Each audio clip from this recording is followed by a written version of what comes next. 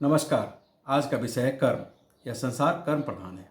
रामायण का एक सिद्ध चौपाई है, कर्म प्रधान विश्व रचि राखा, जो जस करहि सो तस फल चाखा। अर्थात जो जैसा कर्म करेगा वैसा ही फल पाएगा।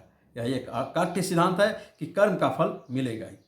लक्ष्मण जी ने रामायण में कहा है, काहु न कोहु सुख दुख कर दाता, निज कृत कर्म भोग सब भ्राता। तात्पर्य, अभी जो हम जीवन जी रहे हैं, जो सुख दुख भोग रहे हैं, सब हमारा अपना कर्म का ही फल है। कर्म का फल देर सवेर मिलता ही है, कुछ इसी जन्म में, कुछ अगले जन्म में। उदाहरण के लिए, जिसने साल भर मेहनत किया वह विद्यार्थी परीक्षा में उत्तीर्ण हुआ, कर्म का फल 1 साल के अंदर आ गया।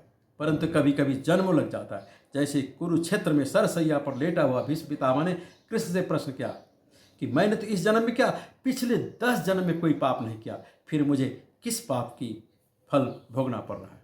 कृष्ण ने कहा, हे पितामह, 10 जन्म से भी पहले आपसे एक पाप हुआ था।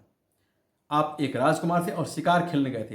रास्ते में एक चिड़िया का बच्चा आ गया, जैसे आपने बाण के नोक से दूर फेंक दिया। आपने देखा नहीं, पर वो चिड़िया कांटों की झाड़ी पर गिर गया। कांटों से विधा हुआ वो चिड़िया 18 दिन तक तड़पने के बाद मर गया।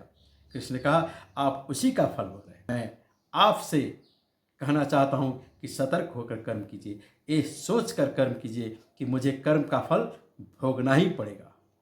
साहेबंदगी सतनाम।